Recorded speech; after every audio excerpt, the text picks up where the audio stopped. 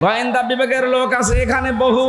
আমি আসার সময় চোখ দেখে বুঝেছি, কারণ আমি জানি আমি যেখানে যাই ফেরেশতা আগে যে হাজির হয়। কিরামান কাতিবিন তো 2 জন আছে সাথে, আর ওরা আসে আরো 50-60 জন। আপনি এসেছেন ভালো। আমি কেন বলছিলাম গোয়েন্দাদের কথা, কারণ কালকে এটা ওরা অন্যদিকে নিয়ে যেতে পারে। কারণ যারা পালিয়ে গেছে ওরা তো বসে নেই, ওরা অলরেডি এই শব্দ নিয়ে ষড়যন্ত্র আরম্ভ করেছে। এতদিন পর্যন্ত জোট করতে পারে না, এখন বলছে জঙ্গিবাদ, মৌলবাদ। এই ধোয়া তুলেই তো এই 15.5 বছর হাজারো মানুষকে জেলে ভরে রেখেছিল, গুম করেছিল। এ ধোয়া আমরা আর তুলতে দেব না। ঢাকা জেলা মিরপুর 1 সরকারি বাংলা কলেজ সংলগ্ন ময়দানে সরকারি নিউ সিটাই আবাসন জামে মসজিদ কমিটির উদ্যোগে 22তম বাৎসরিক ঐতিহাসিক মহাবিশ্বের মহাবিস্ময় আমাদের মালিক, আমাদের মনিব, মহান রব্বুল ইজ্জাত আল জালালের মুখের পবিত্র বাণী কোরআনে কারীম। এ পবিত্র অনুষ্ঠানের সম্মানিত সভাপতি শ্রদ্ধাভাজন বড় ভাই জনাব মোহাম্মদ জসিম উদ্দিন সুমন, বিশেষ অতিথি জনাব আব্দুল গফুর সরদার, জনাব আবু তাহের মিয়া, জনাব মাহবুব আলম, সম্মানিত পরিচালক জনাব আব্দুল মান্নান চৌধুরী। এতক্ষণ যারা আলোচনা রাখলেন, নন্দিত মুফাসসিরে কোরআন, ইসলামিক চিন্তাবিদ মুফতি শাহিদুর রহমান মাহমুদাবাদী, কোরআনে কারীম থেকে তেলাওয়াত করেছে সাতক্ষীরার কৃতি সন্তান, ইসলামিক ফাউন্ডেশন কর্তৃক নির্বাচিত জাতীয় পর্যায়ের শ্রেষ্ঠ ইমাম মুফাসসিরে কোরআন কারি মাওলানা ওবায়দুল্লাহ এরশাদ। আতালাল্লাহু উমরাহু ওয়া বারাকাল্লাহু ফি হায়াতি, বলেন আমিন। মঞ্চে বসা ওলামা ইকরাম, সামনে বসা মুসলমান ভাইরা, পর্দার আড়ালের সম্মানিতা মা এবং বোনেরা, প্রশাসনের ভাইরা, প্রাণপ্রিয় ঢাকাবাসী,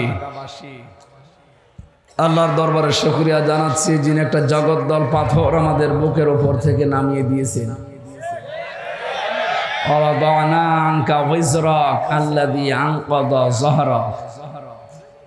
হে নবী, আয়ামে জাহিলিয়াতের যে পাথর বোঝা, এটা আপনার পিঠকে বাঁকা করে রেখেছিল। আমি কি ওই বোঝা আপনার পিঠ থেকে নামিয়ে দেইনি? 1500 বছর আগে আয়াতটা নাজিল হয়েছে। ওই সময় ছিল আইএমএ জাহিলিয়াতের যুগ। 2024 সালের 5 আগস্টের আগ পর্যন্ত এই দেশে চলছিল আওয়ামী জাহিলিয়াতের যুগ।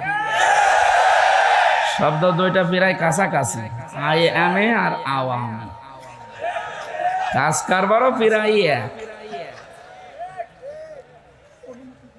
আমি আবু জাহেলের জীবনী পড়ে দেখেছি, ও 14টা কর্মসূচি হাতে নিয়েছিল যতদিন দায়িত্বে ছিল রাষ্ট্রের। যতদিন পর্যন্ত দায়িত্বে ছিল, ক্ষমতা ছিল, 14টা কাজ করেছিল। আমি এই 15.5 বছরের সাথে মিলিয়ে দেখেছি, যারা পালিয়েছে 2 বোন একসাথে, ওরা 15টা কাজ করেছিল। ওদের চাইতে এরা 1 কাঠি বেশি। যে আয়ামে আর আওয়ামী প্রায় একই। ওদের পাথর নবীজির বুক থেকে আল্লাহ সরিয়েছিলেন, পিঠ থেকে জহরকা, আর আমাদের বুকের ওপর থেকে আল্লাহ এই পাথরটা সরিয়েছে। আমরা এখন কথা বলতে পারছি। খালাকাল ইনসান আল্লামাহুল বায়ান, আমি মানুষ বানিয়েছি আর কথা বলা শিখিয়েছি। কথা বলা শিখিয়েছে নাকি ওনারা? বলতো এ মোবাইল কে দিয়েছে? মোবাইলে কথা বলি, আমার বাবা টাকা দিয়ে বসে, মোবাইল কে দিয়েছে? আরে আল্লামাহুল বায়ান শব্দের ব্যাখ্যায় আমি দেখেছি, এটা মানুষ কথা বলতে পারে, এটা পৃথিবীতে কেউ দেয়নি। এ শক্তি দিয়েছে কে? তামাম দুনিয়া সব যদি এক জায়গা হয়ে চেষ্টা করে, আপনার মুখ দিয়ে কথা বের করতে পারবে না। বিজ্ঞান এখন প্রমাণ করছে, কয়েক ইঞ্চি জায়গা এখান থেকে কথা বের হতে 27টা স্তর পার হওয়া লাগে। 27টা ধাক্কা খায়, এরপর একটা কথা তৈরি হয়। আর হাদিসের ব্যাখ্যা জানিয়েছে, প্রত্যেকটি স্তরে একটা করে ফেরেশতা বসে আছে। এ ওর কাছে, ও ওর কাছে, ও ওর কাছে, এভাবে দেয়। শেষ পর্যন্ত এই মুখের গর্ত দিয়ে একটা কথা বের হয়। একটা ফেরেশতা যদি বলে না আমি এ দায়িত্বে আর নেই, সারা জীবনেও কথা বলতে পারবেন না। কি দয়া আল্লাহ করেছেন, চিন্তা করেছেন? উনি নিজের হাতে যে 5টা জিনিস রেখে দিয়েছেন, কাউকে দেননি। শ্রবণ শক্তি, দর্শন শক্তি, বাক শক্তি, আকেল শক্তি আর ঘ্রাণ শক্তি। এর ভেতরে বাক শক্তি আছে না? বলেন না কেন? এজন্য কথা বলার যোগ্যতা দিয়েছে কে? অথচ বাক শক্তি রুদ্ধ করে রেখেছিল যারা এই 15.5 বছর। তারা আল্লাহর ভাষায় জালিম। কারণ যেখানে যেটা দরকার উনি সেট করে দিয়েছে, সেইটা আপনি উল্টিয়ে অন্য জায়গায় নিয়ে যেতে চান। এই যে বললাম 15টা কাজ তারা করেছিল, তার ভেতরে একটা এইটা সমকামিতা। এই কথা বলছেন? আল্লাহর পুরা সিস্টেম তারা পাল্টিয়ে ফেলেছে। পৃথিবীতে একটা সাগর আছে, ডেড সি, মৃত সাগর, সেখানে কোনো প্রাণী বাঁচে না। এই সমকামিতা করার কারণে তাদের উপর আল্লাহ গজব দিয়েছিল। আমাদের দেশটাকে এরকম ডেড সি বানানোর জন্য অনেকে গোপন ষড়যন্ত্র এখনো মেতে আছে। ঢাকাতে মানবতার অফিস খোলার নামে এরা সমকামিতার অফিস খুলতে চায়। এদেশে একটা মুসলমান বেঁচে থাকতে আমার মনে হয় আল্লাহর বিরুদ্ধে যায় এমন কোন কাজ হতে দেওয়া হবে না ইনশাআল্লাহ। আল্লাহ রাব্বুল আলামিন বলেন, আলাম তারা ইলাল্লাযীনা বাদদালু নি'মাতাল্লাহি কুফরা ওয়া আহাল্লু কওমাহুম দারাল বাওয়ার। ইলা আখির আয়াত। সূরা ইব্রাহিমের ভেতরে আল্লাহ বলেন, হে নবী আপনি কি দেখেননি ওই মানুষগুলোর দিকে যারা আল্লাহর নিয়ামতকে পাল্টিয়ে ফেলেছি কুফরি দিয়ে। কুফর মানে ঢেকে ফেলা। কুফর মানে আল্লাহ পাক যেভাবে যেভাবে যা দিয়েছেন ওইটাকে যারা পাল্টিয়ে ফেলতে চায়, ঢেকে ফেলতে চায়, এই মানুষগুলোকে আল্লাহ পাক বলেন আপনি দেখেন না কেন ওদের দিকে একটু। আলাম তারা ইলাল্লাযীনা বাদদালু নি'মাতাল্লাহ। দুনিয়া তৈরি হওয়ার পর থেকে আজ পর্যন্ত, এখান থেকে কিয়ামত পর্যন্ত যত মানুষ দুনিয়ায় আসবে, যুজ্জিনা লিন্নাসি হুব্বুশ শাহাওয়াতি মিনান নিসা। যেই 9টা জিনিসের উপরে আল্লাহ আকর্ষণ তৈরি করে দিয়েছে, আমাদের কাছে লোভনীয় করে দিয়েছে, তার ভেতরে নারী একটা। কে বলছেন? সুতরাং নারীর প্রতি পুরুষের আকর্ষণ এটা বানিয়েছে কে? এইটা পুরা আজ উল্টিয়ে যারা পুরুষে পুরুষে বিয়ে করবে, মেয়েতে মেয়েতে বিয়ে করবে। কুষ্টিয়ায় 3 দিন আগে 2 জন মহিলা বলছে আমাদের বিয়ে দিয়ে দেন, না হলে আমরা মরে যাব। তোমরা যদি বিয়ে করবে তা আমরা কি ঘাস কাটছি? আমাদের কি দরকার? আল্লাহ সিস্টেম করে দিলেন যে পুরুষের প্রতি নারী, নারীর প্রতি পুরুষের আকর্ষণ। এটা আমি আল্লাহ বানিয়েছি। যুজ্জিনা লিন্নাস হুব্বুশ শাহাওয়াতি মিনান নিসা, 1 নম্বরে মেয়ে লোকের নাম। সেইটা যারা পাল্টিয়ে ফেলতে চায় তারা কাফের। আল্লাহ বলেন বাদদালু নি'মাতাল্লাহি কুফরা ওয়া হাল্লু কওমাহুম দারাল বাওয়ার। ওই মানুষগুলো জাহান্নামের যে ঘর, এই দারুল বাওয়ারের দিকে, জাহান্নামের ঘরের দিকে জাতিকে তারা পরিচালিত করতে চায়। সমকামিতা যারাই প্রমোট করবে তারা জাহান্নামী। কারণ এরা আল্লাহর পুরা সিস্টেমকে উল্টিয়ে দিতে চায়। কথা বলেন ঠিক কিনা? একজনকে নিয়োগ নিয়ে কয়েকদিন খুব তোলপাড় চলছিল এই একটা কারণে। উনি সমকামিতা প্রমোট করতেন। ওনার যে সিনেমাগুলো আপনি বানিয়েছে দেখেছিলেন, বিশেষ করে bachelor, 3rd person singular number, এগুলো দিয়ে একটা মেয়ে লোকের ঘর কি করে ভাঙা যায়, পরকীয়া প্রেমে কি করে আসক্ত করা যায়, সেই শিক্ষাগুলো দেওয়া হতো। এই কারণেই তো এদেশের মুসলমানেরা তাকে মাথার উপরে মেনে নিতে পারেনি। কথা বলে না কেন? আল্লাহর প্রকাশ্য নিষিদ্ধ কাজ যারা বৈধ করতে চায় যে কোনো কায়দায়, এদেশের মানুষ কিন্তু বুঝে ফেলে। আর বুঝে ফেললে আপনি কি তাদেরকে আর দাবিয়ে রাখতে পারবেন না। যদি একবার বসে যে আল্লাহ রাসূলের বিরুদ্ধে যাচ্ছে, ও বাবা হলেও তালাক দেবে। কথা বলেন। এতটুকু থাকলে ইনশাল্লাহ যথেষ্ট। এতটুকু ঈমানও যদি আমাদের থাকে, কিয়ামত পর্যন্ত এদের সংরক্ষিত থাকবে। কিন্তু এটা ধরে রাখা লাগবে, মুনাফিকে যেন না ঢোকে। অনেক মুনাফিক অলরেডি তৈরি হয়ে গেছে। কারণ জালেমদের এতদিনের জমানো টাকা হালাল করা লাগবে না? অনেকে হালাল করছে এইভাবে। না, আপনি বিপদে পড়বেন। কোরআনে কারিমের সূরা নমল ভালো করে খেয়াল করবেন। আমি কোরআনের আয়াতের তাফসীরের সাথে বাস্তবতা যখন মিলাতে চাই, দেখি খাপের খাপ মুমতাজের বাপ মিলে যাচ্ছে। একটু দেখেন তো মেলে কিনা। আমাকারো মাকরাও আমাকারনা মাকরাও ওয়া হুম লা ইয়াশউরুন। সূরা নমলের 50 নম্বর আয়াত, 19 নম্বর পারার 20 নম্বর পৃষ্ঠা 6 নম্বর লাইনে আছে। এটা আধুনিক তাফসিরে পাবেন। আল্লাহ পাক বলেন মাকারু মাকরান, ওরা ষড়যন্ত্র করেছিল ষড়যন্ত্র করার মতো। মাকারু দিয়েই তো শেষ হয়ে যেত, মাকরান দিলেন কেন?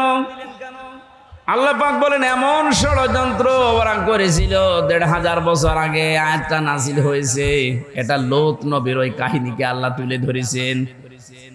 আকাদ মাকারু মাকরহুম ওয়া ইনদাল্লাহি মাকরুহুম ওয়া ইন কানা মাকরুহুম লিতাজুলা মিনহুল জিবাল। সূরা ইব্রাহিমের 46-47 নম্বর আয়াতে আল্লাহ জানিয়েছেন, হে নবী, ওরা এমন ষড়যন্ত্র করেছিল যে পাহাড় পর্যন্ত তার জায়গা ছেড়ে চলে যাবে। ওদের ষড়যন্ত্রের জাল এত গভীর ছিল। এই যে 15টার কথা বলছিলাম, একটা একটা দেখবেন মিলে যাবে। তার ভেতরে 1 নাম্বার এই সমকামিতা। লূত নবী আলাইহিস সালামের জামানায় ওরা আরম্ভ করেছিল এই ষড়যন্ত্র, এই দুর্বিসন্ধি। আল্লাহ পাক বলেন আমিও বসেছিলাম না। মাকারনা মাকরন, এখানে ফাইল কর্তা সরাসরি আল্লাহ নিজে। আল্লাহ বলেন আমিও কৌশল করলাম। তাহলে কাফেররা যেটা করে ওইটা ষড়যন্ত্র, আল্লাহ যেটা করে ওইটা কৌশল। এক কথা বলছেন। গোয়েন্দা বিভাগের লোক আছে এখানে বহু। আমি আসার সময় চোখ দেখে বুঝেছি, কারণ আমি জানি আমি যেখানে যাই ফেরেশতা আগে যে হাজির হয়। কিরামান কাতিবিন তো 2 জন আছে সাথে, আর ওরা আসে আরো 50-60 জন। আপনি এসেছেন ভালো। আমি কেন বলছিলাম গোয়েন্দাদের কথা, কারণ কালকে এটা ওরা অন্যদিকে নিয়ে যেতে পারে। কারণ যারা পালিয়ে গেছে ওরা তো বসে নেই, ওরা অলরেডি এই শব্দ নিয়ে ষড়যন্ত্র আরম্ভ করেছে। এতদিন পর্যন্ত জোট করতে পারে না, এখন বলছে জঙ্গিবাদ মৌলবাদ। এই ধোয়া তুলেই তো এই 15.5 বছর হাজারো মানুষকে জেলে ভরে রেখেছিল, গুম করেছিল। এ ধোয়া আমরা আর তুলতে দেব না। বিশ্বের যারা মডল আছে এদেরকে আজ উনি বিভিন্ন দেশে সিম্পেথি পাওয়ার জন্য ছড়িয়ে বেড়াচ্ছে যে আমরা নির্বাচিত ছিলাম, আমাদেরকে উৎখাত করা হয়েছে। এটা একটা দাহা মিথ্যা কথা। এই 15.5 বছরে যারা নির্বাচিত ছিলাম এ কথা বলে, এদের নাই ঈমান নেই বুঝলাম, বিবেকও নেই। আপনি শয়তানকেও যদি জিজ্ঞাসা করেন যে 15.5 বছর কি নির্বাচন হয়েছে, শয়তানও হাসবে। এ কি বলে গো? আরে নির্বাচন হয় যে পদ্ধতিতে, তার নাম নির্বাচন। তার নাম কি? আপনি যে নির্বাচিত দাবি করছেন, এটা হওয়া লাগে নির্বাচনের মাধ্যমে। যে 15.5 বছর তো নির্বাচনই হয়নি, আপনি দাবি করেন কি করে? এটা হাসি মানুষ এত দাহা মিথ্যা কথা বলেন, আপনার লজ্জা লাগে না? এই জন্য আশা করছে আমিও যেহেতু হাসি, আমার নামে একটু ঝামেলা আছে। আপনাকে এই মিথ্যা শুনলে মানুষ তখন আর হাসি বলবে না, বলবে পাঁজি।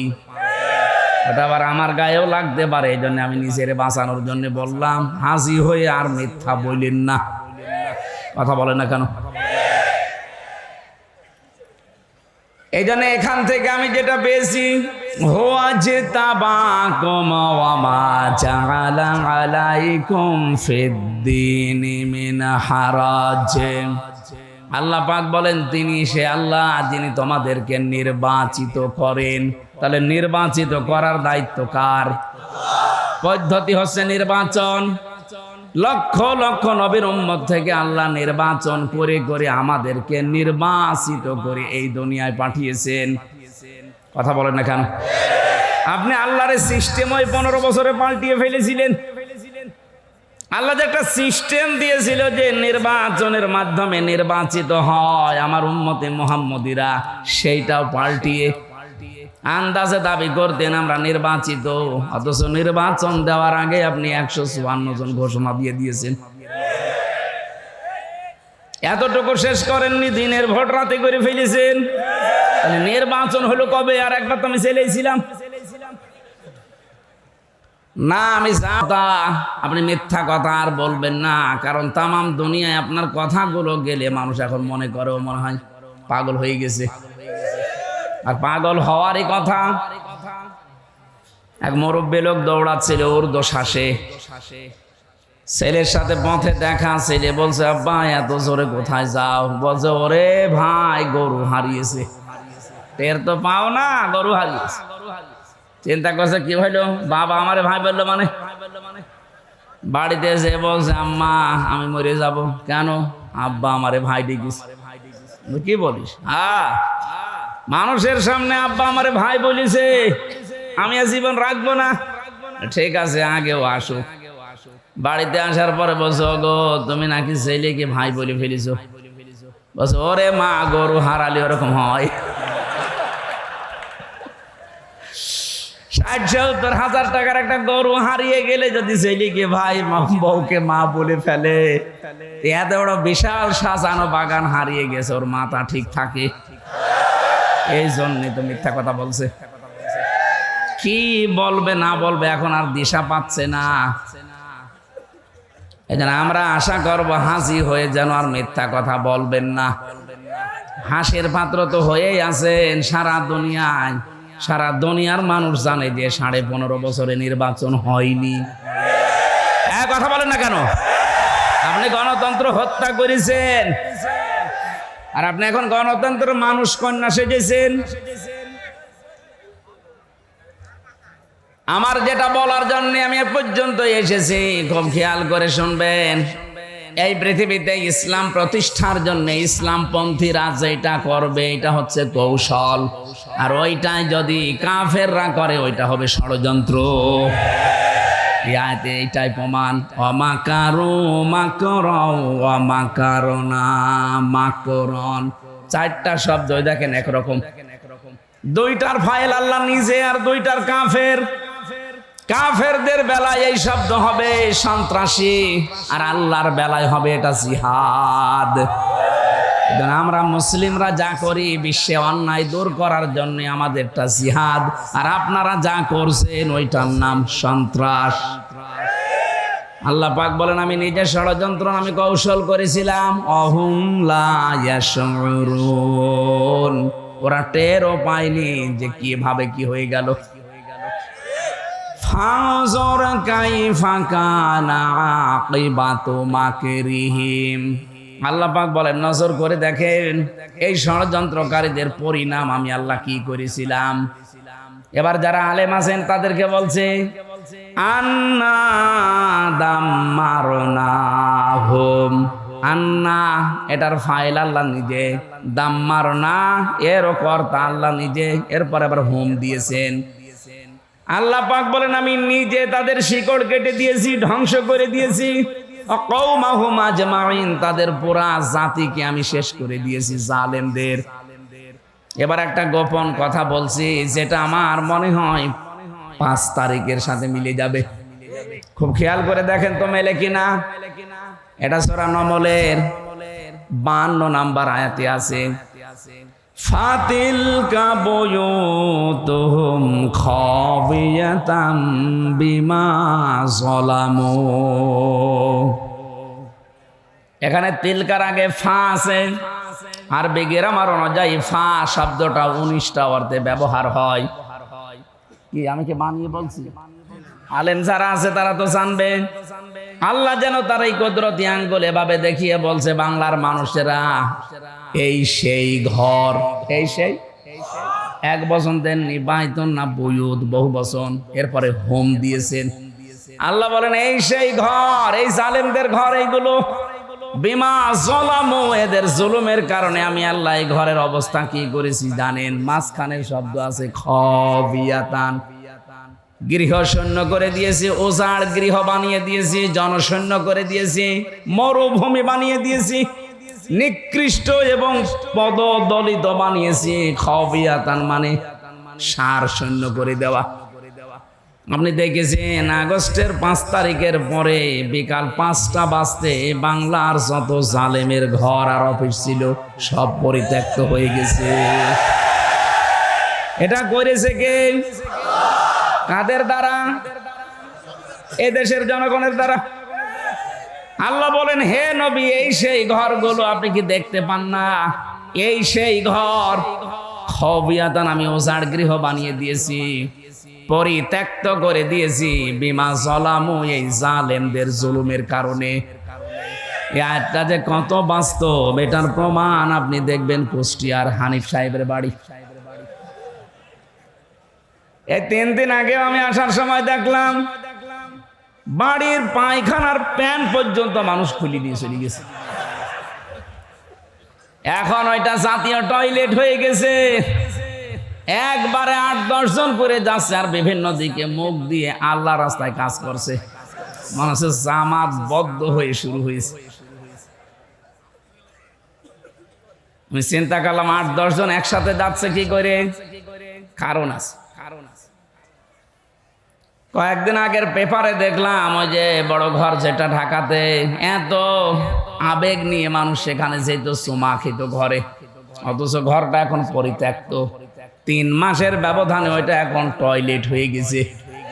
কে কথা বলছে না কেন? আপনি যান এখন দেখে আসেন, এক একজন এক এক দিকে মুখ দিয়ে সবাই একসাথে কাজ করছে। আমি বললাম না এর ভেতরে একটা কারণ আছে। কারণ কি?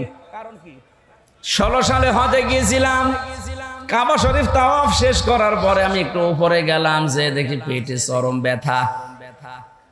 এক পুলিশকে ডাক দিয়ে বললাম, ইয়া সাদেক তাল, যে ভাই বা বন্ধু, এতক্ষণ আমার ভালোই লাগছিল, হঠাৎ আমার পেটে ব্যথা, খুব যন্ত্রণা করছে, এখানে ফার্মেসি কোথায়? আমার এখন পেটে ব্যথা করছে, এর কারণ কি? ফার্মেসিতে যাওয়া লাগবে, আপনি একটু দেখিয়ে দেন আমারে।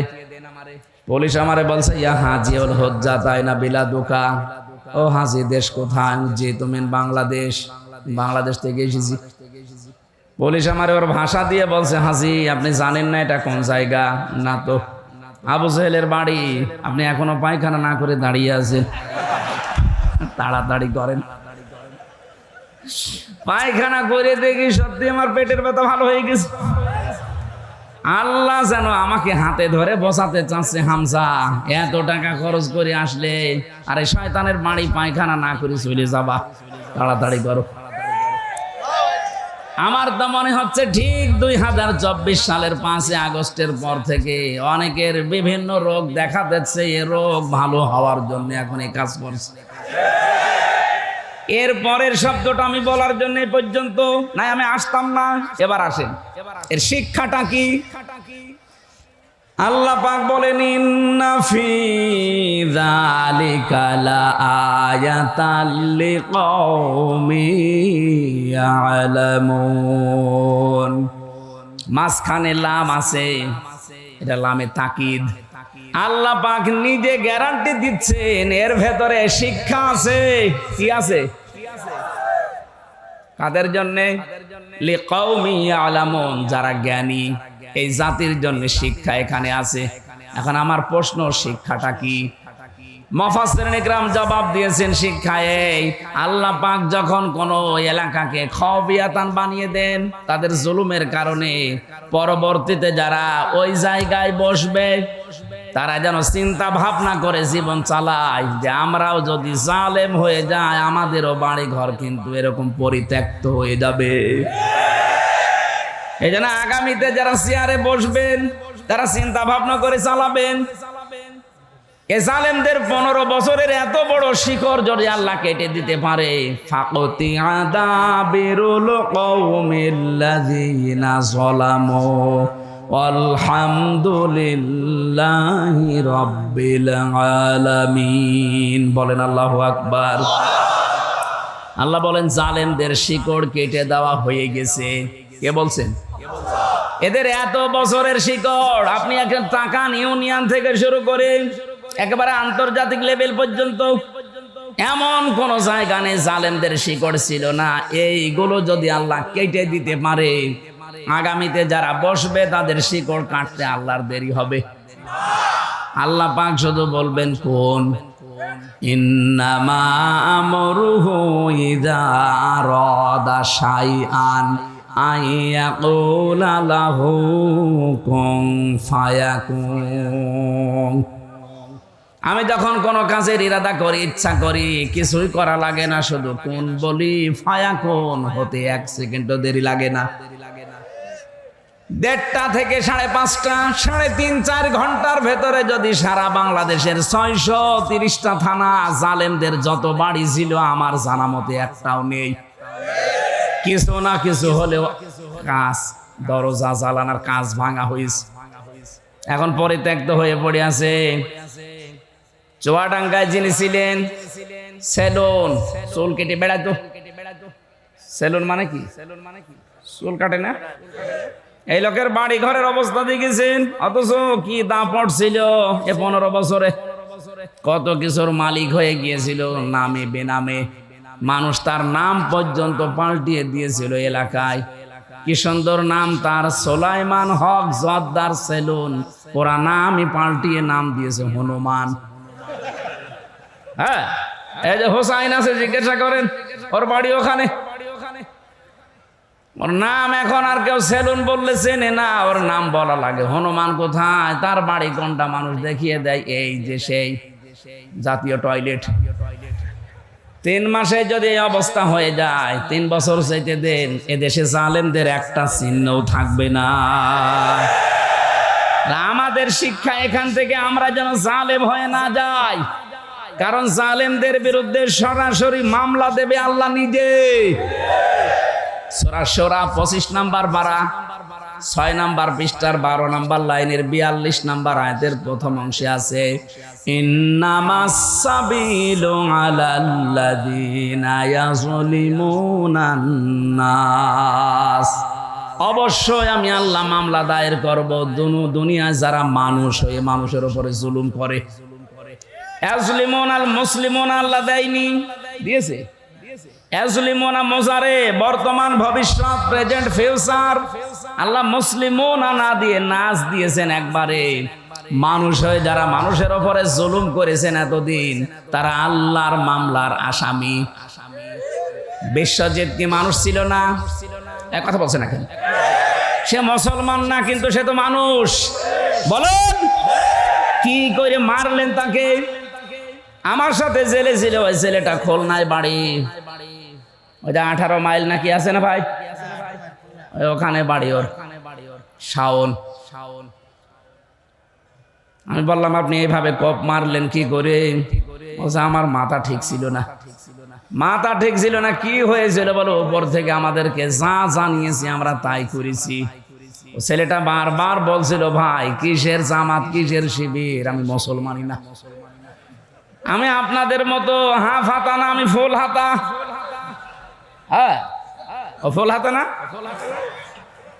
আমি এটা ওর কাছ থেকে ওই দিন শুনেছিলাম। আমাদের যিনি জেলার ছিল দেবদুল্লা আলো, সেই দিনই আসতো, তখনই মানুষ চিল্লিয়ে উঠতো যে ফুল হাতা আসতেছে। তার মানে ও তো মুসলমানই দেয়নি, এই জন্য ফুল হাতা, আর আমরা হাফ হাতা। ও বলেছে যে ভাই আমি মুসলমান না, আমি শিবির না। কিসের শিবির, কিসের জামাত, আমি হিন্দু মানুষ। তারপর আমরা ছাড়ি নাই। কি করলেন আপনি এই কাজটা করে? এখন তো ফাঁসির আসামি থেকে যাবজ্জীবন 30 বছর জেল খাটা লাগবে।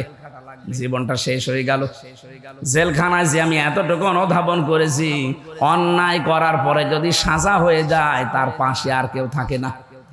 তখন অনুশোচনা আফসোস করা ছাড়া সারাটা জীবনে আর কিচ্ছু নেই। এখন যিনি জল্লাদের দায়িত্বে আছে, আগে তো শাহজাহান জল্লাদ ছিল, এখন যিনি দায়িত্বে আছে ওর বাড়ি চট্টগ্রামে। এই লোকটা আমার সাথে মাঝে মাঝে দেখা করতো, বলতাম ভাই উনি যেহেতু চেকার ছিলেন, চেক করতেন মোবাইল আছে কিনা। ডাক দিয়ে একদিন বললাম ভাই কি কয় বছর? বলে আমার মামলা সে এমন কঠিন না, বউ এক থাপ্পড় দিয়েছিলাম ও ছাতা মরি গেছে। আমি 17 বছর না কত বছর যেন বলে সৌদি আরবে ছিল, এরপরে বিয়ে করেছে। বিয়ের পরের বছরে ওর বর সাথে গন্ডগোল, কি ওর স্ত্রী আর ওর মার সাথে মিল নেই। আজ হাজারো পরিবারগুলো শুধু স্ত্রী আর শাশুড়ি এদের মিল না থাকার কারণে ভেঙে যাচ্ছে। মাঝখান থেকে ছেলেরা রোগী হয়ে যাচ্ছি আমরা। কি কথা বলেন এখানে? এই পুত্রবধূর মন যদি আমার মনে হয় ব্রড মাইন্ডের হতো, ন্যারো মাইন্ডের না হয়ে কোনো সন্তান বাংলাদেশে আলাদা হতো না।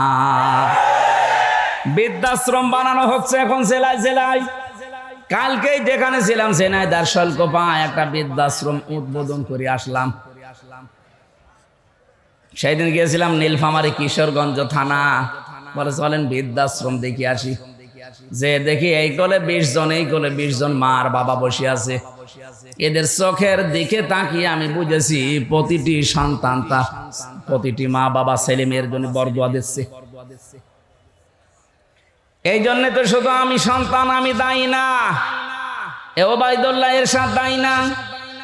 আমার এই মাকে বাবাকে বৃদ্ধাশ্রমে রাখা, আলাদা করে দেওয়া, এর পেছনে দায়ী 100 ভাগের 80 ভাগ আমার বউ। হ্যাঁ কথা বলে না কেন? ওর যেন সহ্যই হতে চায় না, অথচ নিজের মা বাবা যদি সারা জীবন থাকে একটা কথাও বলে না। কেন স্বামীর মা বাবাকে নিজের মা বাবার মতো মনে করা যায় না? মেয়েরা এসেছে, সম্মানিতা মা বোনের একটা গোপন আমল বলছি, জীবনে যদি স্বামীর মন পেতে চান, সত্যিকারের ভালোবাসা পেতে চান, স্বামীর মা বাবাকে নিজের মা বাবা মনে করেন। নাই তো নিজের জীবনেও স্বামীর মন পাবেন না। উপরে উপরে হয়তো আপনাকে ভালোবাসা দেখাবে, আর ভেতরে ভেতরে দোয়া করবে আল্লাহ এর তুলে নাও। কারণ এর কারণে আমার 25-30 বছর আমার পেছনে যারা শ্রম দিল, ওই মা বাবা পর্যন্ত এখন আমার কাছে নেই। নাকি ঢাকা শহরে এগুলো হয় না?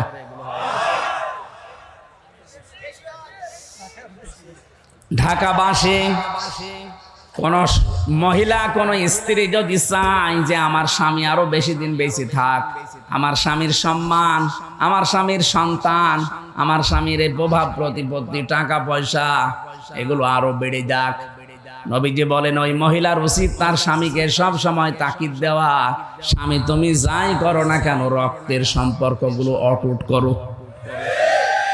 তুমি তোমার ভাইয়ের সাথে সম্পর্কটা ঠিক রাখো, তোমার বোনের সাথে সম্পর্ক ঠিক রাখো, মা বাবার সাথে সম্পর্ক ঠিক রাখো, তোমার চাচা চাচি ফুফা ফুফি এদের সাথে সম্পর্ক ঠিক রাখো, কারণ এদের সাথে সম্পর্ক রক্তের। কিসের? অথচ এদের সাথে আর সম্পর্ক খারাপ করার পেছনে দায়ী এই বউগুলো। আরে বউগুলোকে পিন দেয়, ঔষধ দেয় ওই বোর মার, ওর বড় বোন, ওখান থেকে শুধু ঔষধ পাঠায়, ওই আর কতদিন থাকবি, আলাদা হয়ে যা। আমার মনে হয় ঢাকাতে এরকম কিছু হচ্ছে, এই জন্য এত আওয়াজ দিচ্ছে। কার কার বউ এরকম ছোট মনের, একটু হাত তোলেন তো।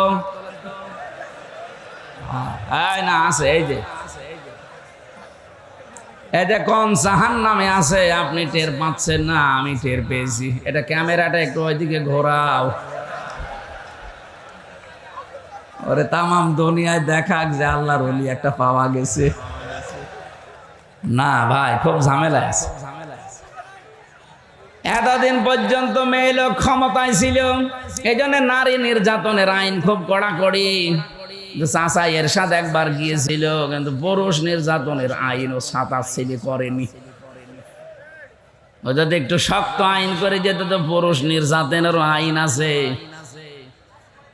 বলেন তো এই যে জল্লাদটা, ও খালি একটা থাপ্পড় দিয়েছিল খালি সংশোধন করার জন্য।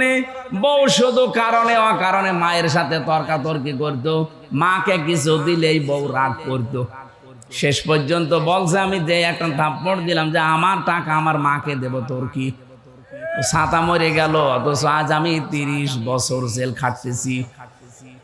একটা মানুষ বলেন তো 17 বছর বিদেশে, 20-22 বছর না হলে তার বিদেশ যায়নি। মনে করেন 20 বছর, 17 বছর আর 30 বছর কত হয়? ওর জীবনে আর কি থাকে?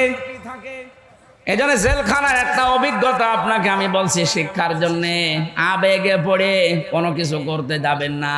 একবার যদি জীবনে কোনো ঝামেলা হয়ে যায়, সারা জীবন ওই 4 দেওয়ালের মাঝে বসে পস্তাবেন, কাউকে পাবেন না। আমি তো কিছু না করে গেছি তাই কাউকে পাইনি, আর আপনি অপরাধ করে যাবেন, আপনার বউ তখন অন্য জায়গায় চলে যাবে, আপনার ছেলে মেয়ে আপনার শত্রু হয়ে যাবে। এই পারিবারিক এই সমস্যার কারণে কত সন্তান পর্যন্ত তার বাবার নামে দেখলাম মামলা দিয়েছে।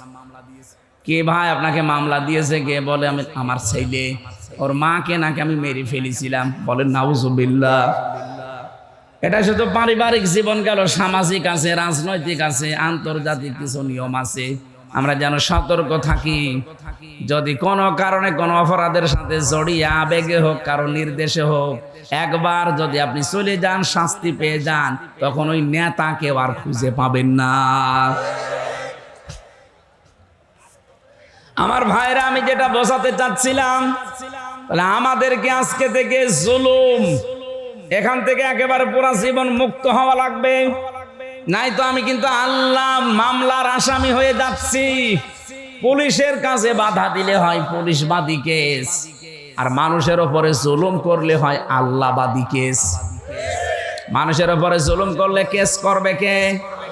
আপনি লক্ষ্য করেছেন শব্দটা? আল্লাহ বলেন আমি নিজে মামলা দেব।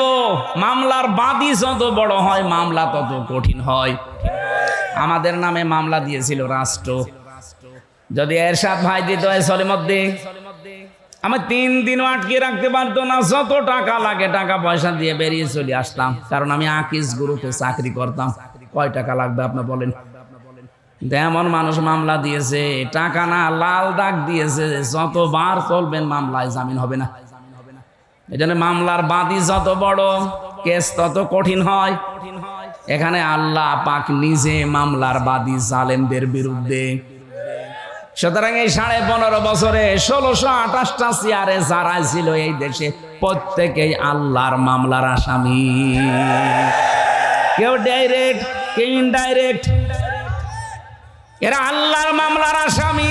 এদের কোনো মাপ নেই। আল্লাহু লা ইয়াহদিল কওমাজ জালিমিন, ইহদি মুজারে, বর্তমান ভবিষ্যৎ, প্রেজেন্ট ফিউচার। আল্লাহ বলেন জালেমদের আমি হেদায়েত দিচ্ছি না, দেবও না। এই জন্য জালেমদের কপাল পুড়ে গেছে। দুনিয়াও আপনার শেষ, আখিরাত তো শেষ হয়ে গেছে। জালেমদের চোখের দিকে, মুখের দিকে এখন তাকালে দেখবেন শুধু চিন্তা, চিন্তা আর চিন্তার ছাপ। আরে ভাই, জেলে তো আলেমরাও ছিল, কই তাদের মুখে দেখতাম হাসি। আর এখন আজকে কর্নেল ফারুক খানের দিকে তাকান, চেহারা দেখেই মনে হচ্ছে ওর সব শেষ হয়ে গেছে। কি হতাশার ছাপ চেহারার ভেতরে।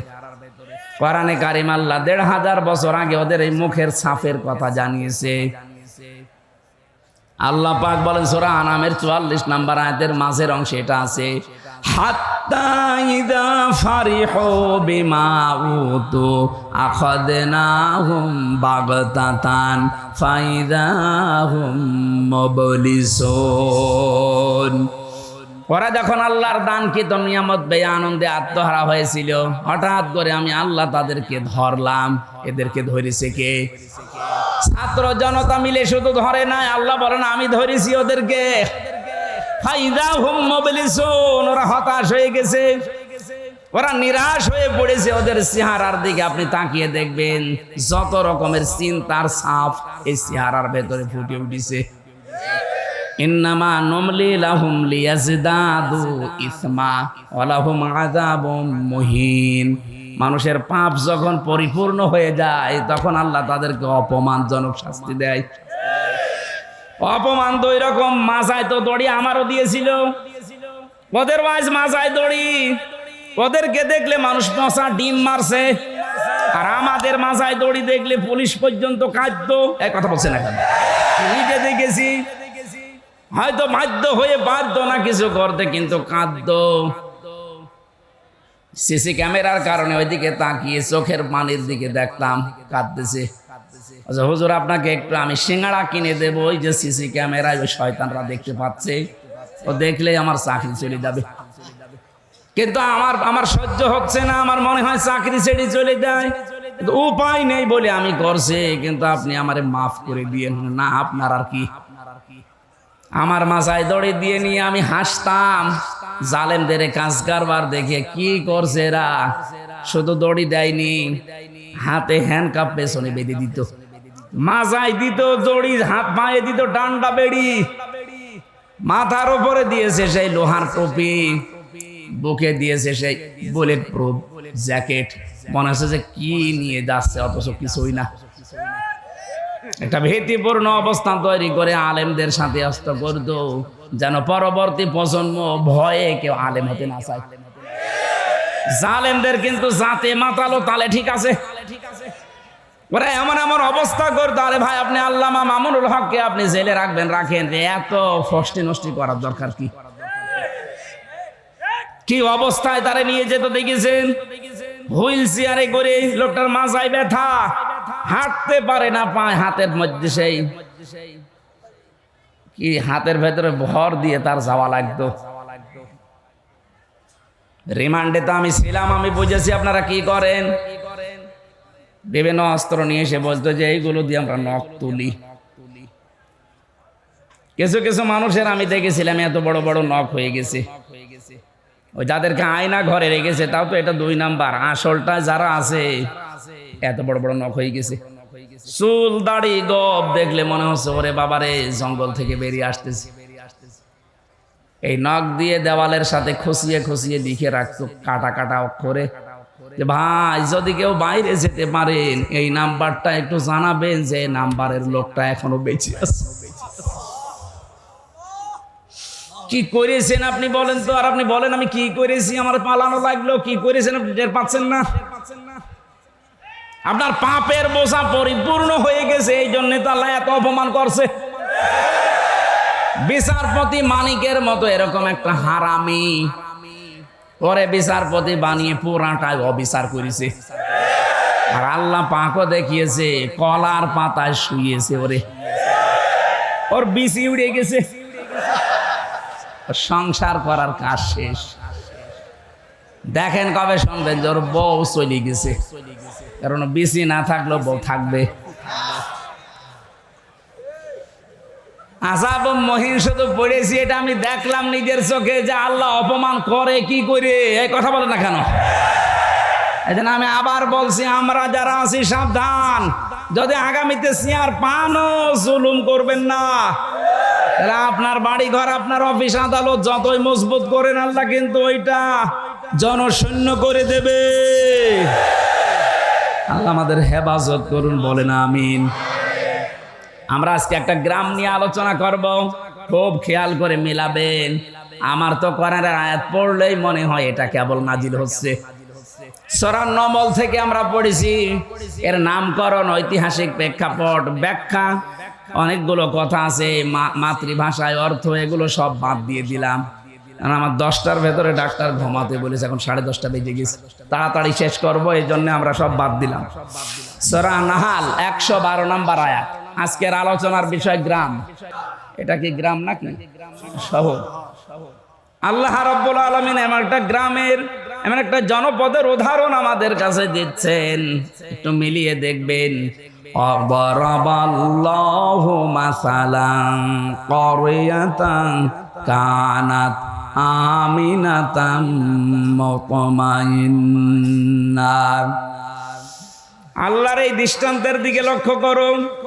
আল্লাহ রাব্বুল আলামিন নিজে একটা দৃষ্টান্ত দিচ্ছে, উদাহরণ তোমাদের সামনে পেশ করছে, উপমা দিচ্ছে আল্লাহ তোমাদের সামনে একটা গ্রামের। কিসের? যে গ্রাম ছিল শান্ত, নিরাপত্তা দিয়ে বেষ্টিত এবং নিশ্চিন্তে বাস করা যেত। 2টা শব্দ পেলাম আমরা, কানাতা আমিনাতাম মুতমাইন্নাতান। এটা যদি ক্লাস হতো তাহলে এখানে আরবি গ্রামারের অনেক নিয়ম আছে। করিয়াতান, কানাত, আমিনাতাম, মুতমাইন্নাতান, এই শেষে তাগুলো কেন এসেছে? এগুলো ক্লাস হলে বোঝানো ভালো হয়। এত তাফসির মাহফিল, আল্লাহ পাক দুইটা সুন্দর সুন্দর উদাহরণ এখানে সেট করলেন। এক নম্বরে এমন গ্রাম যেটা নিরাপদ এবং নিশ্চিন্তে বাস করা যেত। তাফসিরে মুফাসসিরিন ইকরাম আমি যত তাফসির দেখেছি সবাই এক বাক্যে জানিয়েছে এইটা বলতে আল্লাহ বুঝিয়েছেন মক্কা শরীফকে। কাকে? মক্কা শরীফকে আল্লাহ পাক একেবারে নিরাপত্তার শহর জানিয়েছেন। আত্তিনি ওয়াজ-যাইতুনি ওয়া তুরি সিনিনা ওয়া হাদাল বালাদিল আমিন। এটা একটা নিরাপদ শহর। এবার আসেন তো বাংলাদেশের সাথে এই শব্দটা মিলাই। আমরাও কিন্তু ঠিক নিরাপদেই ছিলাম, হঠাৎ করে সে 47 থেকে আরম্ভ হয়েছে। কি 47 থেকে আরম্ভ? এর আগে তো শান্ত শিষ্ট নিরাপত্তা বেষ্টন করে আমরা ছিলাম। কারণ 800-850 বছর আমাদের এই এলাকাটা, এ পুরা ভারতবর্ষ মুসলমানদের হাতে ছিল। মুসলমানদের যখন হাতে ছিল তখন শিরিক এত বেশি ছিল না। কারণ মুসলমান ক্ষমতা নেওয়ার পরে যে কাজগুলো করবে তার এক নাম্বারে তারা শিরিক বন্ধ করবে। সূরা আলে ইমরানের এবার 93 নম্বর আয়াতের তাফসীর করা আছে। আমার তাফসীর আজকে হচ্ছে কোরআন বিল কোরআন। ভালো করে খেয়াল করুন ভাই। ইন্না আউওয়ালা বাইতি উবদিআ লিন-নাসি লাল্লাযী বিবাক্কাতা মুবারাকান ওয়া হুদাল লিল আলামিন।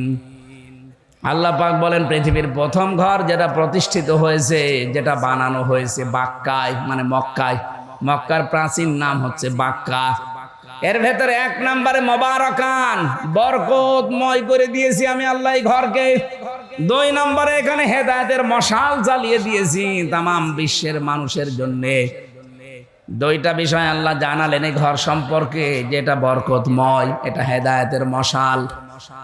অমান দাখালাহু কানা আমিনা। কেউ যদি এই ঘরে প্রবেশ করে আল্লাহ তাকে নিরাপত্তা দিয়ে দেয়। কে বলছেন? কি পেলেন আয়াত শোনার পরে আপনি? খালি শুনেই যাবেন, আমি বলে যাব না। এখান থেকে কিছু নিয়ে আমাদের জীবনে এবার লাগানো লাগবে। কথা বলে না কেন? আল্লাহ যে বললেন অমান দাখালাহু কানা আমিনা, এই ঘরের এরিয়ার ভেতরে যারা আসবে তাদেরকে নিরাপত্তা দেবে কে? আপনি দেখেছেন কেমন নিরাপদ ঘর? অথচ ওর এরিয়ার বাইরে গেলে দেখবেন ছিনতাই হয়, মারামারি হয়, গালাগালি হয়, দেখলে মেরে ফেলবে। কিন্তু এলাকার ভেতরে আপনি যতক্ষণ থাকবেন, ওই সে আবাহমান কাল থেকেই কেউ যদি বাবার হত্যাকারী কেউ দেখে যে কাবার চত্বরে কিচ্ছু বলতো না, এমন নিরাপদ আল্লাহ দিয়েছিলেন। এখন আমার প্রশ্ন, বাংলাদেশ কি কাবা শরীফ? কথা বুঝে উত্তর দেবে। বাংলাদেশ কি কাবা শরীফ? এটা কাবা থেকে 6000 কিলোমিটার দূরে। তাহলে আমাদের এই 56,000 বর্গ মাইলকে নিরাপত্তা দিয়ে বেষ্টন করা লাগবে না? কি শত্রু দেখতে পাচ্ছে না চারিদিকে? পাশের রাষ্ট্র আমাদের প্রতিবেশী, ওদের সাথে যাদের যাদের বর্ডার আছে তারা প্রত্যেকটা বর্ডারে মার খায়। পাকিস্তান বর্ডারে মার খায়, চীনের বর্ডারে মার খায়, মায়ানমারের বর্ডারে মার খায়, নেপালের বর্ডারে মার খায়। আর যত মার আমাদের দেয়, ওরা মায়ের খেয়ে শেষ করে না। দেখবেন পাকিস্তানে আর চীনের কাছে মায়ের খেলে ওরা বলিউডে সিনেমা তৈরি করে। ওইটা দিয়ে ওরা সিনেমা বানায়। সিনেমার নায়ক দেখেছেন? আল্লু অর্জুন, রামচরণ, প্রভাস, এদেরকে দিয়ে সিনেমা বানায় আর ওটা আবার হিট করায়। আর এইটা দিয়ে আমাদেরকে টাকা পয়সা যা উপায় হয় ওইটা দিয়ে আমাদের মারে। ওরা মায়ের খায় পাকিস্তানের বর্ডারে, চীনের বর্ডারে, মায়ানমারের বর্ডারে। আর মারে কাদের বলেন? নিরাপত্তা দেওয়ার জন্য এবার কি লাগবে বলেন?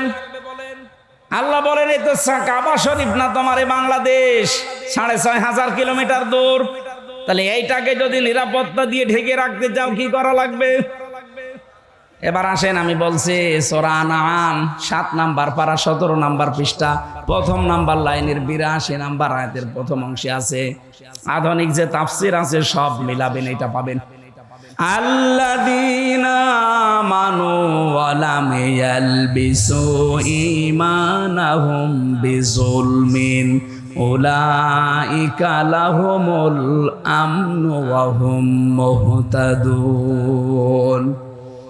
আল্লাহ পাক বলেন যারা ঈমান আনবে আর ঈমানের সাথে যারা জুলুম মিশ্রণ করবে না। এখানে জুলুম মানে শিরিক। জুলুম মানে কি?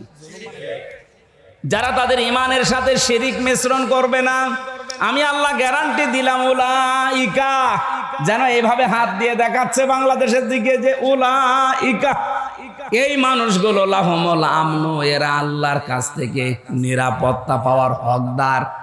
তাহলে বাংলাদেশ যদি নিরাপত্তার চাদরে কাবা শরীফের মতো ঢেকে রাখতে চান, এ দেশ থেকে জুলুম শিরিক বন্ধ হওয়া লাগবে।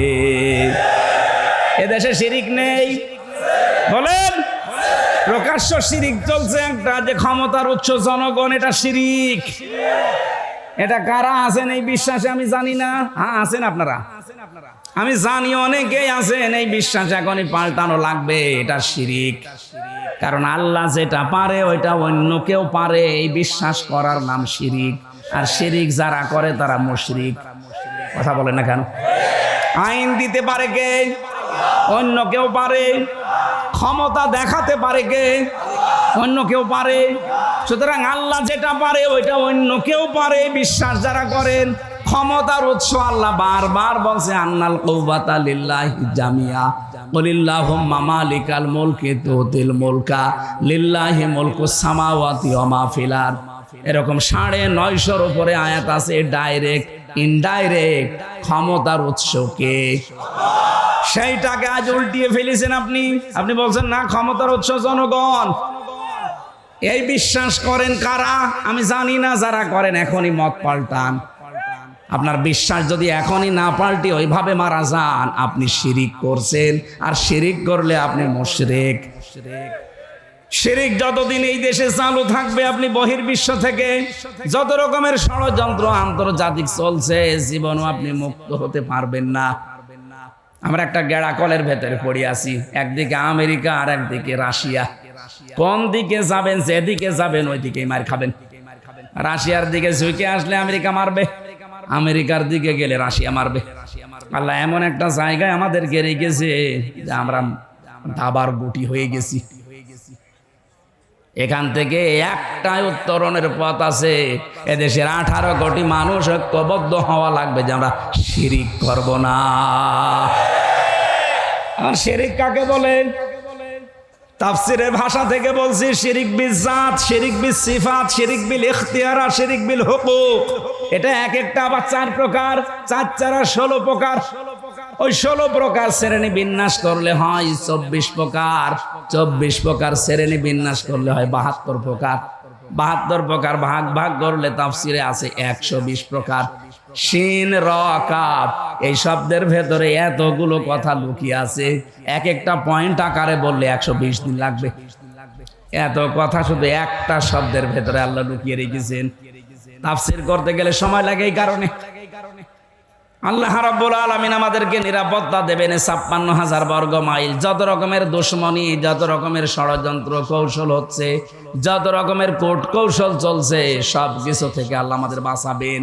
গ্যারান্টি দিয়েছেন উলাইকা লাহুমুল আমনু, এই মানুষগুলো নিরাপত্তার হকদার। কিন্তু শিরিক জুলুম বন্ধ করা লাগবে। জুলুম যাই হোক বন্ধ হয়েছে, কিন্তু শিরিক এখনো বন্ধ হয়নি। কথা বলেন। তাহলে আমাদের দেশকে যদি এখন আমরা নিরাপত্তায় ঢেকে দিতে চাই, কি লাগবে? সর্বপ্রথম শিরিক মুক্ত হওয়া লাগবে। এখন একটা একটা করে পয়েন্ট আকারে বললে এত সময় থাকবেন আপনারা, নাকি আমি আয়াতটা আগে শেষ করে নেই? এত প্রকার বলা ঠিক তো সম্ভব না এখন। আমি যতটুকু পারি আয়াতটা শেষ করে তারপরে যদি সময় আমার কোলায়, আমার কণ্ঠ আবার বসে যায়। কারণ এই 3টা বছরে জালেমরা যা খাওয়িয়েছে, শরীরটা শেষ করে দিয়েছে। কিছুক্ষণ কথা বললে আমার গলায় ব্যথা করে। ভেতরে তো কোনো চিকিৎসা নেই। যে ডাক্তার আসতো সব রোগের এক ওষুধ। কেউ যদি বলে আমার পেটে ব্যথা, ও যা দেয়। কেউ যদি বলে আমার নুনু ব্যথা, তো একই দেয়। হ্যাঁ, আপনি জিজ্ঞেস করেন যারা ছিল, যা বলবেন একই ওষুধ দেয়। আরে ভাই, পেটে আর নুনু কি এক? তারপরে ওই একই দেবে, খেলে খান, বলে ভালো হয়ে যাবে। কারণ বাইরে তো যেতে পারবেন না। এই অবস্থায় 3টা বছর। তারপরে আমার তো ডাক্তারের কাছে নিয়েই যেত না। 14 দিন বলার পরে একদিন নিয়ে যেত, তাও 4-5 জন কারারক্ষী। মনে হচ্ছে যে কি হয়েছে, বাইরেও যাও ভেতরেও যাও। এত ভয় এদের। সিসি ক্যামেরা দিয়ে রাখতো, কারারক্ষী আলাদা ভাবে বসিয়ে রাখতো। কি বলেন তো, আমার শরীর চলে না, আর এরা এত ভয় পায়।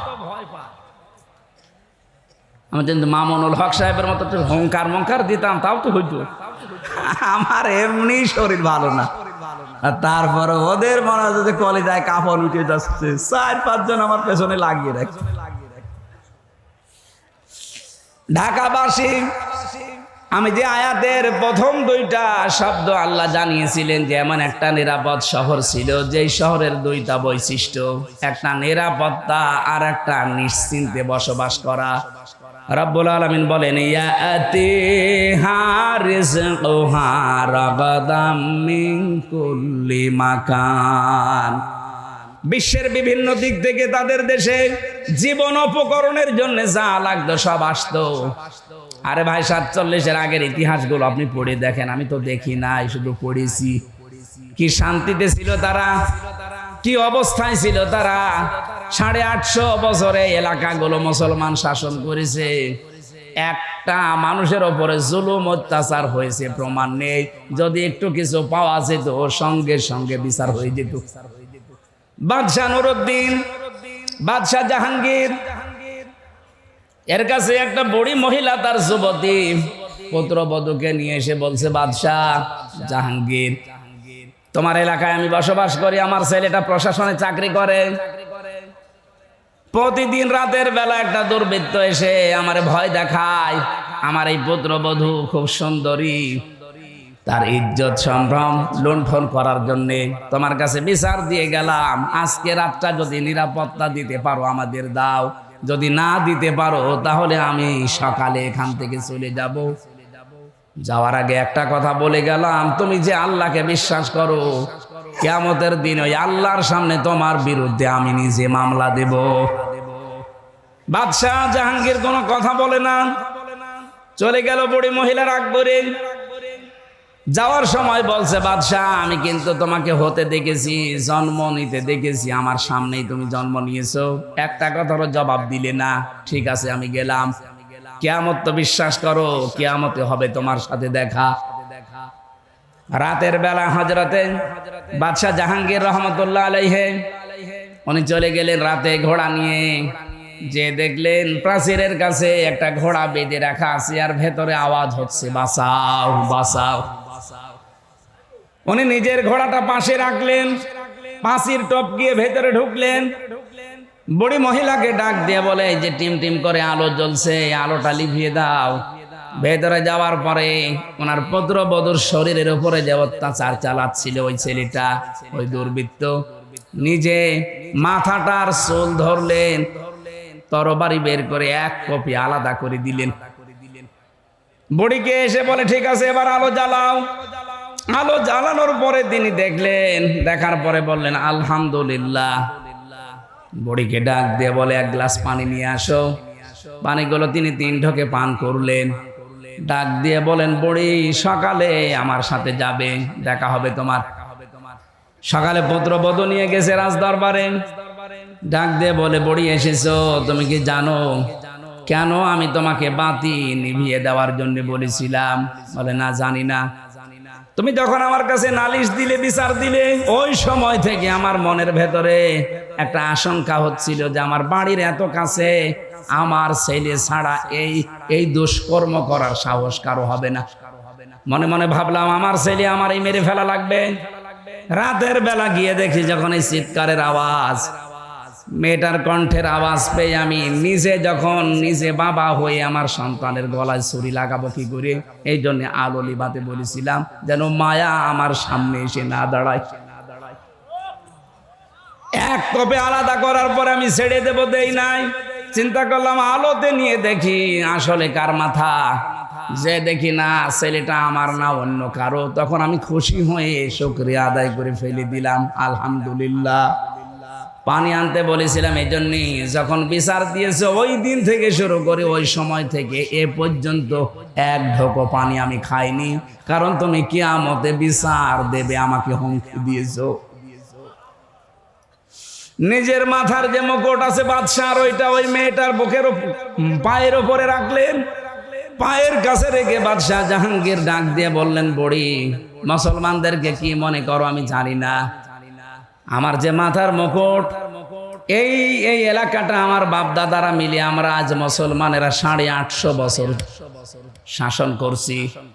এ বিশাল সাম্রাজ্যের দাম আল্লাহর কাছে আমার এই মুকুটের যতটুকু দাম আছে তার চাইতে বেশি মূল্য তোমার এই পুত্রবধূর ইজ্জতের। ইসলাম সত্যি যদি এসে যায়, কোনোদিন জোর জবরদস্তি করে আপনাকে ধর্ম গ্রহণ করানো হবে না। হয়তো আপনাকে বলতে পারি যে 4500 ধর্মের গ্রন্থ আছে দুনিয়ায়, আপনি আমাদেরটা পড়েন। বিবেক যদি আপনার একটু কাজ করে, আমি জানি কোরআন একটু বুঝে পড়লে আপনি আর অন্য ধর্মে থাকবেন না। যশোরের এক কলেজের অধ্যাপক, হিন্দু, বিসিএস ক্যাডার, স্যারকে আমি বলেছিলাম যে স্যার আপনি মাত্র 3টা বছর, মাত্র 3 মাস এই কোরআন শরীফটা বাংলা পড়বেন, আপনাকে আমি মুসলমান হতে বলি না। 3 মাস পরে দেখি উনি নিজের থেকেই বলছে আমি মুসলমান হয়ে যাব। আমাদের ধর্মে কিন্তু লা ইকরাহা ফিদ্দিন, জোর জবরদস্তি নেই, জবরদস্তি নেই, বাড়াবাড়ি নেই। যদি বাড়াবাড়ি জবরদস্তি থাকতো 850 বছরে এই এলাকায় কোনো হিন্দু থাকতো না। অথচ আমরা কি দেখতে পাচ্ছি, মাত্র কয়েক বছরের ব্যবধানে আপনারা এলাকায় দায়িত্বে পেয়ে পাশের রাষ্ট্র প্রতিবেশী আপনারা, অথচ কি করছেন এখন?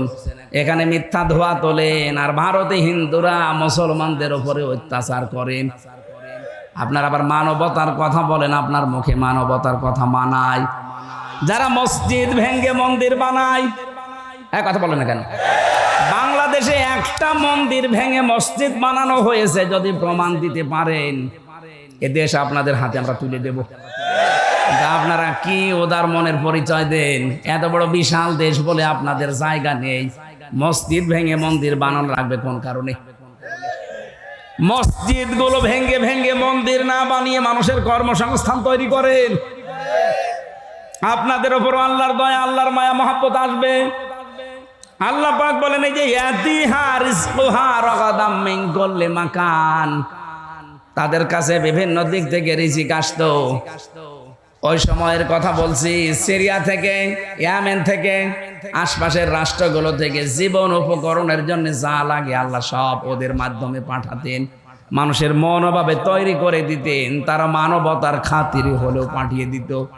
আমরা যদি আজ আফগানিস্তানের মতো আল্লাহর উপরে ঈমান এবং তাকওয়া অর্জন করতে পারি, শুধু পাকিস্তান না, শুধু তুরস্ক না, শুধু রাশিয়া না, বিশ্বের যত মানুষ আছে তাদের ভেতরে আল্লাহ আলাদা একটা মনুষ্যত্ব তৈরি করে দেবে, মানবতা বোধ জাগিয়ে দেবে। তারা বাধ্য হবে আমাদের জন্য জীবন উপকরণ সব পাঠিয়ে দিতে। ভারত ছাড়া যদি আশপাশের সবগুলো দেশ চলতে পারে, আমি ইতিহাস পড়ে দেখেছি মায়ানমার, ইতিহাস পড়ে দেখেছি নেপাল, পাকিস্তান, চীন, ভুটান, যতগুলো দেশ আশপাশে আছে, আফগানিস্তান সহ, একটাও ভারতের সাথে এদের সাথে সম্পর্ক না রেখে যদি চলতে পারে, 18 কোটি মুসলমানও এ মুশরিকদের সাথে সম্পর্ক ছাড়া চলতে পারবে? কোনো দরকার নেই আপনাদের সাথে আমার। প্রতিবেশীর কাজ যদি প্রতিবেশীর মতো না হয়ে, এত বড় জঘন্য প্রতিবেশী পৃথিবীর কোন রাষ্ট্রের পাশে আমি পাইনি। কয়েকদিন আগে সিঙ্গাপুর, মালয়েশিয়া, থাইল্যান্ড, কতগুলো দেশ ঘুরলাম, কই আপনাদের মতো এরকম নিকৃষ্ট মানের প্রতিবেশী তো আমরা পাইনি। জোর যার মূল্য তার এই যদি শুরু করেন, তামাম দুনিয়ায় কিন্তু মুসলমান 2 নম্বরে আছে। আপনারা হিন্দু মাত্র 130 কোটি আর মুসলমান 200 কোটি। একজন করে যদি ধরা হয়, এ পৃথিবীতে একটা হিন্দু আর থাকবেন না। না প্রতিবেশী, এই জন্য আমরা আর কিছু বলছি না। ওনার প্রতিবেশীর মতো থাকেন। গণহত্যাকারী একজন খনিকে আশ্রয় দিয়ে এরপরে আবার মানবতার কথা বলেন আপনাদের মুখে, এটা মানায় না। লজ্জা যদি থাকে তাড়াতাড়ি ফেরত দিয়ে দেন, আমরা ফাঁসি দিয়ে দেই। কারণ বিচারক যারা আছে আপনি তাকান, অ্যাডভোকেট যারা, ব্যারিস্টার যারা, তারা বলছে উনি যা করেছে 160টার উপরে অলরেডি মামলা হয়ে গেছে, ওনারে কমপক্ষে জেনুইন ভাবে 100 বার ফাঁসি দেওয়া যাবে। 100 বার লাগবে না, একবার দিলেই তো শেষ। আপনারা নিজেরা বলতেন যে আমাদের স্বামী স্ত্রীর সম্পর্ক, কিসের স্বামী স্ত্রী? আপনি যদি সত্যি স্বামী হয়ে থাকেন তাহলে তো স্ত্রী চলে গেছে, সাথে গেছে আরেক শালী।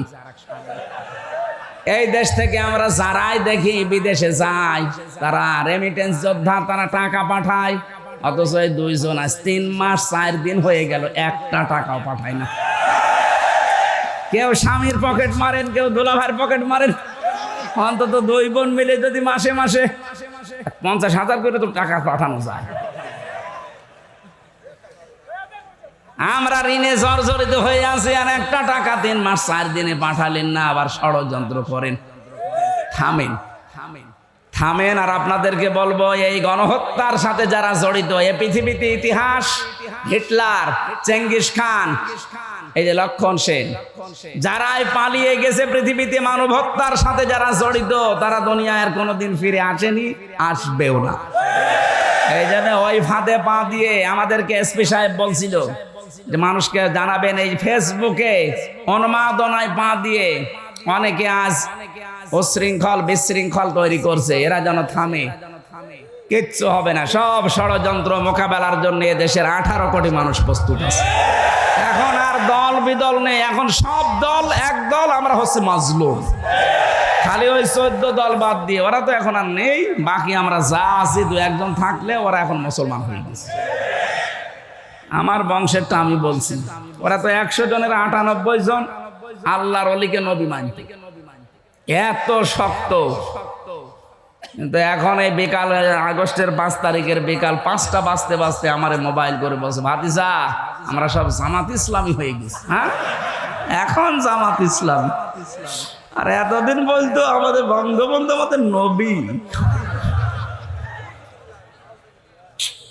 মানে নবী বলতো না কিন্তু এরকম মানতো। নবীজিকে গালি দিলে কিছু বলতো না, কিন্তু ওরে যদি কেউ একটু পান থেকে চুন খসে, গোষ্ঠীতে গন্ডগোল বাজি, এরকম কঠোর অবস্থা ছিল। আর বিকাল 5টা বাজতে ওরা বলছে, ভাতিজা তুমি কোথায়? আমরা সব জামাত ইসলামী হয়ে গেছি। এই তো 14 দলের বাইরে যারা আমরা ছিলাম সবাই আমরা মাজলুম। এখন কিন্তু উহুদের ময়দানে চলছে এই বাংলাদেশটা। একটু যদি স্লিপ কাটা হয়, এখন এই গনিমতের মাল কোড়াতে ব্যস্ত থাকবেন, খালিদ বিন ওয়ালিদের মতো আকস্মিক ভাবে হামলা করে সব হত্যা করে ফেলবে। এই জন্য সে অবস্থায় আছে, এগুলো সব বাদ দেন। মজলুমদের যা করা দরকার করণীয়, এখন পাহারা দেওয়া লাগবে দেশটা। বিশেষ করে যারা দায়িত্বে আছেন, সম্মানজনক একটা সময় নিয়ে তাড়াতাড়ি করে একটা নির্বাচন দেন। নির্বাচনের মাধ্যমে নির্বাচিত সরকারের আগে দেশটা তুলে দেন, তাহলে ষড়যন্ত্রগুলো বন্ধ হয়ে যাবে।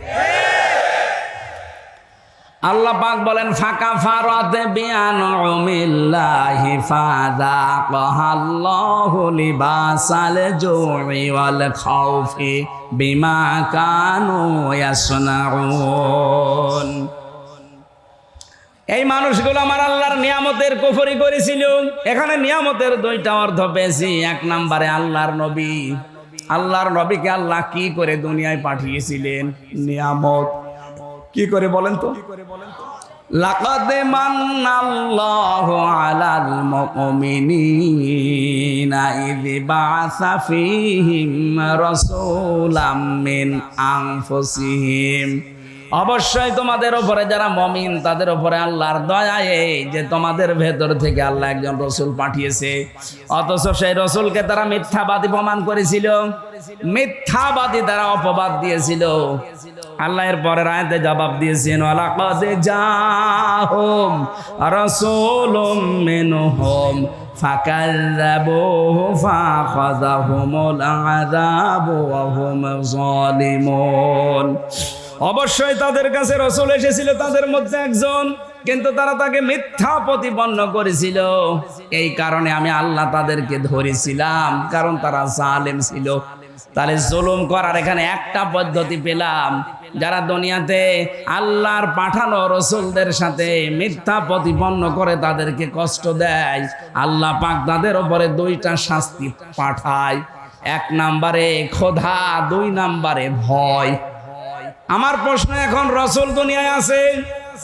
কথা বলেন। তাহলে ওয়ালাকাদ জাআহুম রাসূলুন শব্দটা ভুল। বলেন, রাসূল নেই, কিন্তু রাসূলের নায়েব আছে, নায়েবে রাসূল আছে, উত্তরাধিকারী আছে। এই যে ইরশাদ, এটা নায়েবে রাসূল। কি এরশাদ মানে এই সেম এরশাদ না, এই এরশাদ, এটা নায়েবে রাসূল, কারণ নামের আগে আলেম লেখা আছে। এদেশে যারা আলেম, এরা আল্লাহর নবীর উত্তরাধিকারী। আল উলামা ওয়ারাসাতুল আম্বিয়া। এই আলেমদের সাথে যদি এখন কেউ বিয়াদবি করে, তাদের যদি অত্যাচার, জুলুম, নির্যাতনের ভেতরে ফেলে দেয়, দুইটা শাস্তি আল্লাহ জমিনে পাঠাবে। এক নম্বরে ফাযাকা আল্লাহু লিবাসাল জু, ক্ষুধার পোশাক পরিয়ে দেবে। দুই নাম্বার আল খাউফ, ভয় লাগিয়ে দেবে। আয়াতের তাফসিরে মুফাসসির লিখেছেন, বিশ্ব নবীকে আল্লাহ যখন উপরে নিয়ে যান মেরাজে, তখন দেখলেন পিপিলিকার মতো কি যেন উঠতেছে, আবার ছোট ছোট হয়ে কালো কালো কি যেন নামতেছে। ডাক দিয়ে বললেন, জিবরাইল, কি ওঠে আর কি নামে? ফেরেশতা বললেন, হে রাসূল, পৃথিবীতে আপনার উম্মতের আছে, গুনাহ করে, অপরাধ করে, জুলুম করে, এটা অন্ধকার হয়ে পিপিলিকার মতো এই কালো কালো উঠতেছে। আর যে নামে দেখেন কালো কালো পিপিলিকার মতো, ওগুলো এই গুনার শাস্তি আল্লাহ ধরুন নামাচ্ছে। দুনিয়াতে শাস্তি নামে, এটার প্রমাণ আছে সূরা রোমের 41 নম্বর আয়াতে, যহরাল ফাসাদু ফিল বাররি ওয়াল বাহার। দুই নম্বরের প্রমাণ আছে সূরা শুরার 30 নম্বর আয়াত, মা সাবাকুম মিন মুসিবাতিন ফাবিমা কাসাবাত আইদিকুম। 3 নম্বরের প্রমাণ আছে সূরা আরাফ 9 নম্বর পারা 2 নম্বর পৃষ্ঠার 1ম নম্বর লাইনে 96 নম্বর আয়াতে, ওয়ালাউ আন্না আহলাল কুরা আমানু ইলা আখিরি আয়া। দলিলগুলো লম্বা করে বলতে পারছি না, অনেক রাত হয়ে গেছে, 11টা বাজতেছে। এই আয়াতের যে শিক্ষা আমি খুব তাড়াতাড়ি বলছি। এক নম্বরে একটা শান্ত, নির্মল, নিরাপদ শহর আল্লাহ দিয়েছিলেন, কিন্তু ওখানে যে মানুষগুলো বসবাস করত তাদের জন্য রিজিকও বিভিন্ন জায়গা থেকে আল্লাহ পাঠাতেন। তারা যখন আল্লাহর নিয়ামতের নাশকরিয়া করা, কুফরি করা আরম্ভ করেছিল, ওই জামানার রাসূলের সাথে আল্লাহ দুইটা শাস্তি পাঠিয়েছিলেন। এক নম্বরে ক্ষুধা, 2 নম্বরে ভয়। আমরা যদি এই জামানায় যারা নবীর উত্তরাধিকারী আলেম আছে, এদের সাথে আগামীতে যদি আবার খারাপ ব্যবহার আরম্ভ করি, আল্লাহ কিন্তু ক্ষুধা এবং ভয়ের পোশাক পরিয়ে দেবে। তখন আর মুক্ত হওয়া সম্ভব না, কারণ আল্লাহ যদি একবার ধরে তাহলে আর ছাড়ে না। আল্লাহ আমাদের হেফাজত করুন, আমিন। কোন গুনাহ যেন আমরা না করি যে গুনার শাস্তি আল্লাহ আবার নতুন করে আমাদের পাঠায়। কারণ মানুষ যে ধরনের অপরাধ করবে, ওই ধরনের অপরাধের শাস্তি আল্লাহ তার উপরে দুনিয়ায় পাঠাবে। আল্লাহ আমাদের হেফাজত করুন।